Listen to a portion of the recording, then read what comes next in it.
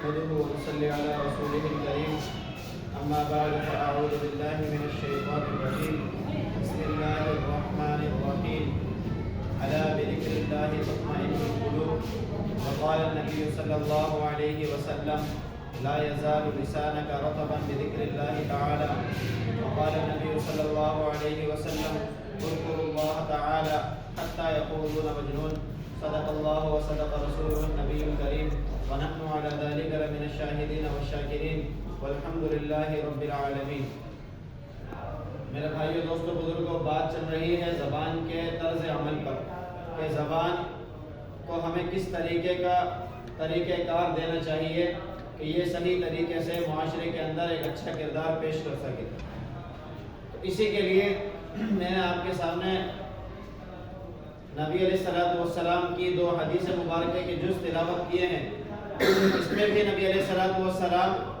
یہی نصیحت فرما رہے ہیں کہ تمہاری زبان کا بہتر علاج یہ ہے کہ تمہاری زبان ہمیشہ اللہ کے ذکر سے تر رہے۔ دوسری حدیث میں فرمایا کہ آپ اللہ کا ذکر اس طریقے سے کریں کہ لوگ آپ کو مجنون کہنے لگے۔ اور اللہ رب العزت کا قول ویسے ہی واضح ہے کہ الا بذکر اللہ تطمئن القلوب، کہ دیکھو اللہ کے ذکر کے اندر تمہارے دلوں کا اطمینان ہے۔ اب سارے گناہ، سارے فساد، ساری بیماریوں کی جڑ جھوٹ، فراڈ، دھوکہ دہی، اسی طریقے سے بغض، کینہ، کسی کو غیبت کرنا، چغل خوری کرنا، یہ ہم کرتے تو اس لیے ہیں کہ ہمارے دل کو اطمینان حاصل ہو، ہمارے دل کو سکون مل جائے کہ یہ جو بات اندر سے مجھے پریشان کر رہی ہے جب تک دوسرے کو نہیں بتاؤں گا تب تک مجھے سکون نہیں ملے گا۔ یہ ہمارے اپنے ذہن کے مطابق ہم نے فیصلہ کیا ہے، ہم نے اپنی عقل کے مطابق فیصلہ کیا ہے کہ ہم اس طریقے سے یہ بات لوگوں میں جب منتقل کر دیں گے تو گویا کہ ہم نے اپنے اندر کا بوجھ ہلکا کر دیا۔ کسی کو کوئی غم لاحق ہو تب تو یہ بات سمجھ میں آتی ہے کہ اس نے اپنا غم کسی کے ساتھ شیئر کیا، کسی کو بتا دیا تو اس کا غم ہلکا ہو جائے گا۔ لیکن کسی دوسرے کے طرز عمل کو کسی تیسرے کے ساتھ بیٹھ کر اچھالنا، اس کے خلاف غیبت کرنا، اور اسی طریقے سے اگر اللہ نے کسی کو نواز دیا ہے تو اس کے سامنے اس کے لیے حسد پیش کرنا کہ فلاں کو ایسا مل گیا اور فلاں کو اس طریقے کا پیسہ اور اس طریقے کا پیسہ۔ بھائی اگر اللہ نے اس کو دیا ہے تو اللہ بہتر جانتا تھا کہ اللہ نے اس کو دے دیا۔ اگر آپ کو نہیں دیا تو اس کے علاوہ اللہ کی کتنی نعمتیں ہیں، دیگر نعمتوں پر آپ غور و فکر کریں کہ ایک ایک نعمت اللہ کی کروڑوں اربوں روپے کی ہے۔ تو ان چیزوں کی طرف جب ہم نظر کریں گے تو یہ ہمارے ذہن کی تربیت ہے کہ ہمارا ذہن جو ہے دیگر فسادات کی طرف نہیں جائے گا۔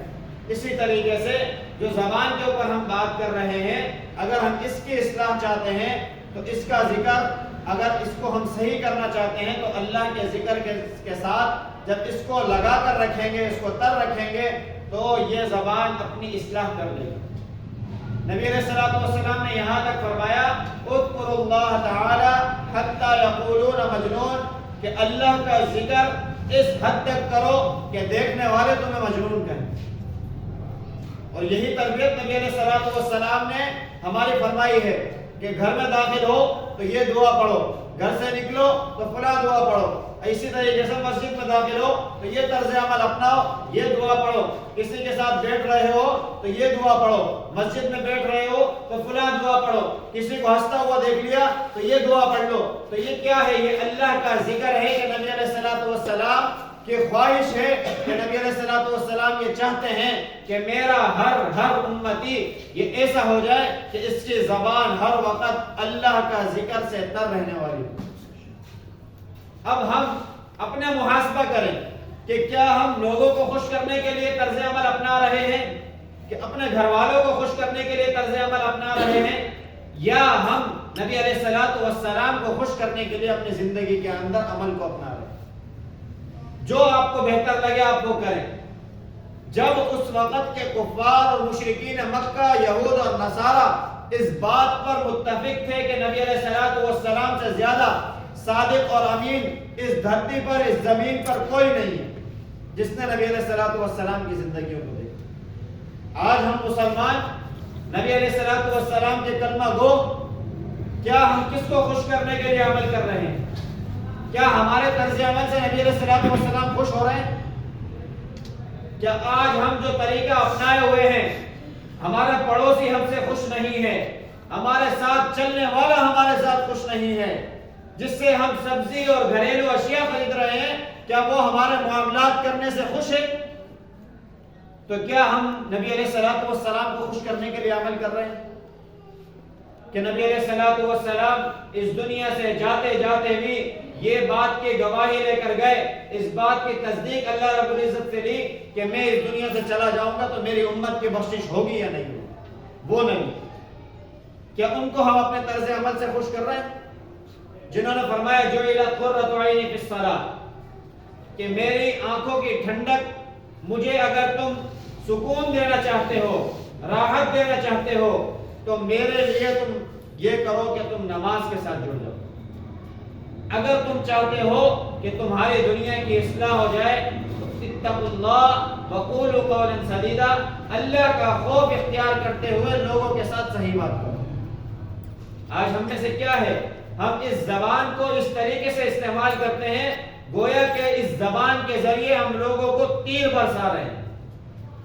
گویا لوگوں کو ہم فساد کے اندر مبتلا کر رہے ہیں۔ عربی کا ایک مشہور محاورہ ہے جراحات السنان لها التیام ولا یلتام ما جرح اللسان، کہ تیر اور تلوار کے زخم اور گھاؤ بھر جاتے ہیں لیکن اس زبان کے دیے ہوئے زخم کبھی نہیں بھرتے۔ یہ اتنی سخت چیز ہے جس کو ہم چھوٹا سا ٹکڑا سمجھتے ہیں، پورا جسم صبح کے وقت اس کے آگے ہاتھ جوڑ دیتا ہے کہ بھائی آپ لوگوں کے درمیان بہتر طریقے سے، بہتر انداز سے وقت گزارنا، ورنہ آپ بول دیتی ہو بھگتنا ہم کو پڑتا۔ تو یہ اتنی سی چیز، اس کو ذرا صحیح کر لیں تو نبی علیہ الصلوۃ والسلام کی وہ حدیث کہ جس میں نبی علیہ الصلوۃ والسلام نے فرمایا من یضمن لی ما بین لحییہ، آدھی حدیث پر عمل ہو گیا کہ جس نے مجھے ضمانت دے دی جو چیز اس کے جبڑوں کے درمیان ہے، تو اضمن لہ الجنہ، تو جبڑوں کے درمیان یہ زبان یہ اللہ کے حکم کے مطابق چلنا شروع کر دے تو اس کے لیے جنت کی بشارت۔ اور مسلمانوں کی کامیابی یہی ہے کہ ان کا خاتمہ بالخیر، خاتمہ بالایمان ہو جائے۔ جب یہ زبان اللہ اللہ کہتے ہوئے اس دنیا سے جائے گی، جب یہ زبان اور ہمارا طرز عمل لا الہ الا اللہ محمد رسول اللہ پر گزرے گا تو ہمارا اختتام بھی لا الہ الا اللہ محمد رسول اللہ پر ہوگا۔ صرف یہ نہیں کہ ہم لوگوں کو کہیں کہ مجھے تلقین کریں کہ میں کلمہ پڑھ لوں، جب کلمے پہ زندگی نہیں گزرے گی تو یہ کلمہ اس زبان سے ادا کرنا بہت بھاری ہوگا جس کو آج ہم اپنے حکم سے چلا رہے ہیں۔ اپنی تربیت، اپنی اصلاح کی فکر کریں۔ آج جس زبان کو ہم معاشرے کی اصلاح کے لیے استعمال کر رہے ہیں، تنقید کے لیے، طعن و تشنیع کے لیے استعمال کر رہے ہیں، اس سے ہم در حقیقت اصلاح کی طرف نہیں جا رہے، بگاڑ کی طرف جا رہے ہیں کہ ہمارا معاشرہ ہم سے کٹتا چلا جا رہا ہے۔ لوگ ہمارے ساتھ بیٹھنے کو تیار نہیں ہوتے کہ اس کے ساتھ بیٹھیں گے تو یہ ہمارے کان پر